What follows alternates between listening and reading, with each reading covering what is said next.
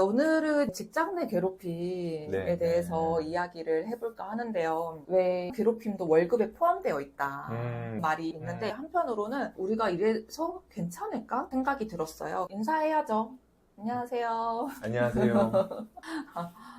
소개? 김성우 변호사입니다. 저는 강혜지 상담사고요. 오늘 우리가 법적으로 괴롭힘의 범위가 어디까지인지, 법으로서 우리가 괴롭힘을 어떻게 처리할 수 있는지 이야기를 해보고자 해요. 변호사님이 보셨을 때 법에서 보는 괴롭힘의 범위가 어떤 건지 일단 궁금했어요. 왜냐면 이게 사람들이 교묘한 수단으로 괴롭힌단 말이죠. 그렇기 때문에 이 괴롭힘의 범위가 어디까지인지 아셔야 나도 모르게 이게 괴롭힘이라는 걸 모르고 괴롭히시는 분들도 있을 수 있어요. 왜냐면 나는 당연히 일을 못하니까 한 소리 했는데 하고 정당하다고 생각하시는 경우가 있는데, 사실 뜯어놓고 보면 업무에 관련된 내용이라기보다는 감정적으로 푸는 행위가 더 많으시죠. 그렇기 때문에 법에서 보는 이 괴롭힘은 어떤 건지 한번 이야기를 해줄 수 있을까요? 네. 일단은 직장 내 괴롭힘을 직접적으로 규정하는 법이 근로기준법이거든요. 근로기준법을 보면 이 직장 내 괴롭힘에 대한 정의가 나와 있어요. 사용자 또는 근로자가 지위의 우월성을 이용해가지고 신체적, 정신적 고통을 주거나 뭐 근무 환경을 악화시키는 행위라고 정의를 하고 있거든요. 근데 이 정의는 사실 모호하고 추상적이고 포괄적이잖아요. 맞아요. 네. 네, 그럴 수밖에 없는 게 이제 각자 개인마다 가지고 있는 회복 탄력성이 좀 다르죠. 예를 들면 어떤 사람은 내가 압력을 이렇게만 잡아도 형태를 유지하는 사람이 있는 반면에 이렇게만 잡아도 확 찌그러지시는 분들이 있어요.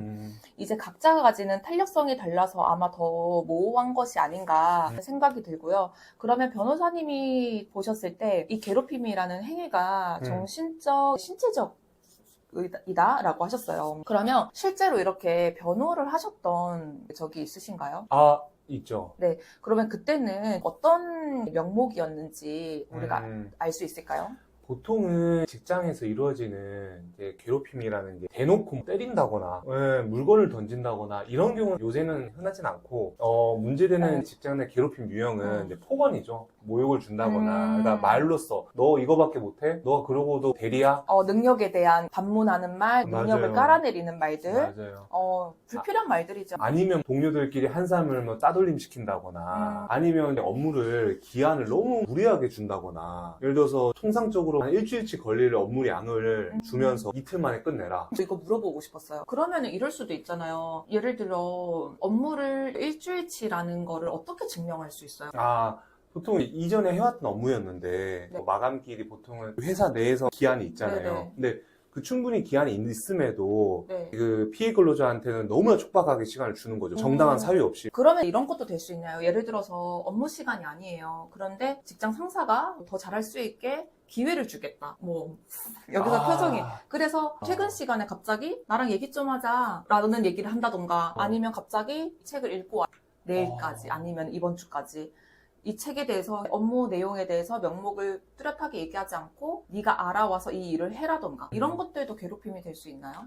직장 내 괴롭힘이 모든 게 인정되는 건 아니고 법원도 다소 이제 부적절하거나 과도하다고 하더라도, 그게 어떤 이제 그런 관행이 있다고 하더라도 직장 내 괴롭힘이라고까지는 볼 수 없다라고 하는 경우도 많거든요. 근데 사실 아까 말씀 주신 것도 부적절한 거잖아요. 근무 시간 외에 업무를 주는 거니까. 맞아요. 이게 회사 내 문화로 자리 잡게 되면 이 회사에 입사하기 위해서는 사실 근무 시간이 10시간, 11시간이 되는 수가 있기 때문에 만약에 참여 안 하면은 찍히게 될 수도 있잖아요. 이런 경우에는 애매모호하게 피해갈 수 있지만 어쨌든 괴롭힘이라고 볼 수 충분하죠. 있다라는 거네요. 어느 정도면 거꾸로 갈까요? 일괄적으로 뭐 몇 번 하면 소송감이다, 아니다 이렇게 말씀드리긴 사실 애매한 측면이 있는데, 보통 기간이나 횟수 정도를 보는 것 같아요. 어느 정도 몇 달 정도 지속적으로 돼 있었고, 그러면 충분히 직장 내 괴롭힘으로 신고를 한다거나 손해배상을 청구한다거나 할 수 있을 것 같아요. 그렇군요. 그러면 제가 작년에 임산부였기 때문에 맘카페 보면 이런 것들이 많았어요. 왜 이렇게 업무 실행 능력이 더뎌졌냐, 또 아파? 라던가, 너 때문에 업무에 지장이 간다라던가, 이런 말을 하는 경우, 아니면은 그 임산부의 신체적인 변화라는 것들에 대해서 이해가 없기 때문에 과도한 업무를 해라고 얘기를 하는 경우, 심리적인 압박으로 퇴사를 할 수밖에 없는 경우, 이런 경우도 괴롭힘이 될 수 있을까요? 충분히 될 수 있죠. 그게 단순하게 그냥 업무의 필요성 때문에 그렇게 얘기를 했다고 하더라도 그게 말을 한다는 것 자체가 배려가 없는 행위고, 법에서도 임산부나 출산 이후에 여성을 보호하게 돼 있는데 그런 취지에도 맞지 않는 언행이잖아요. 그렇죠. 그런 경우 임산부 같은 경우에는 신체 능력이 다른 사람들이 봤었을 때 떨어지는 것이 정상입니다. 왜냐하면은 다른 외부 활동을 하던 에너지가 아이를 품는 데 전환됨으로써 몸이 이 아이를 보호하기 위한 보호태세로 들어가게 돼요. 그렇기 때문에 이렇게 임산부에게는 말을 하실 때 좀 더 삼가해서 하시는 것이 좋을 거라고 보는 편입니다. 그러면은 우리가 왜 법으로 소송을 해야 되나요? 이런 피해자분들이. 일단 이제 손해를 입었으니까 이건 직장 괴롭힘 아니다, 나는 정당한 사유가 있었다 라고 이렇게 주장을 하는 경우가 대부분이거든요. 그에 대해서 법적 판단을 받고 입은 피해에 대해서는 배상을 받기 위해서는 소송은 필요하긴 한데, 바로 소송을 걸기보다는 보통 회사 내 고충처리위원회 등 신고 접수 기관이 있잖아요. 그래서 먼저 회사에 이제 직장 내 신고를 해서 적절한 보호 조치를 받는 게 일단 우선이어야 될 것 같고, 근무 장소를 변경해 준다거나, 좀 스트레스가 심해서 좀 휴식이 필요하다고 하면 유급 휴가를 청한다거나, 그런 방법으로 일단은 보호를 받고, 거기서 결과가 나오면 그걸 가지고 보통은 이제 형사 고소를 한다든지 손해배상 청구를 한다든지 이렇게 가는 게 보통 일반적인 순서니까 그렇게 하시는 게 좋을 것 같아요. 그럼 사업장이 직장 내 괴롭힘을 처리할 수 있는 규모의 회사가 있고 아닌 경우가 있잖아요. 만약에 아닌 경우에는 어떻게 대처하는 게 가장 좋을까요? 아닌 경우라고 하더라도 일단 사용자한테는 무조건 얘기를 해야 되고, 알고 보니 사용자가 가해자야.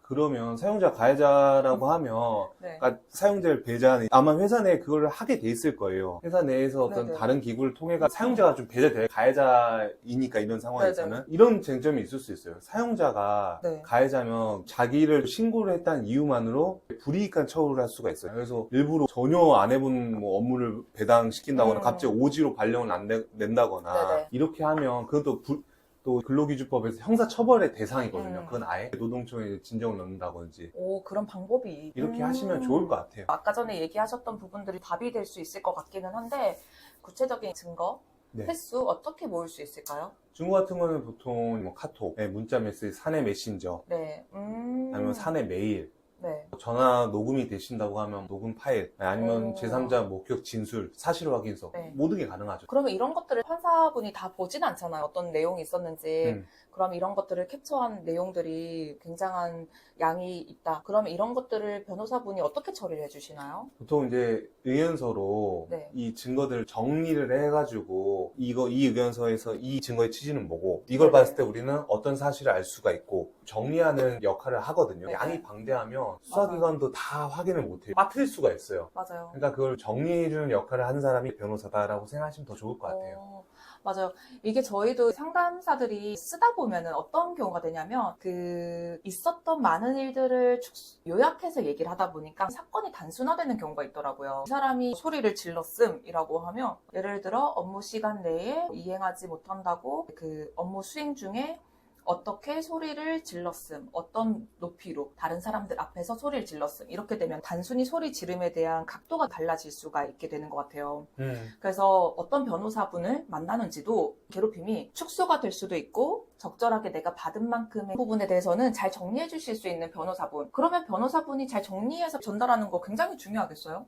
그렇죠. 정말 중요하죠. 그러면 변호사분이 빠뜨린 부분이 있다거나 네. 충분하게 설명 못 드린 부분이 혹시 있게 되면 그만큼 또 수사기관에서 놓치는 수가 있거든요. 그래서 잘 정리하고 나를 대변해서 잘 주장할 수 있는 변호사를 찾는 게 중요하죠. 그렇겠네요. 진짜 어떻게 보면 경력도 중요하겠지만 무엇보다 지금 내가 처한 일에 대해서 같이 공감해주고 분노해줄 수 있는 그런 변호사분을 만나는 것도 복일 것 같아요. 그러면 마지막으로 괴롭힘에 대해서 어떻게 얘기해 주실 수 있을까요? 법적으로.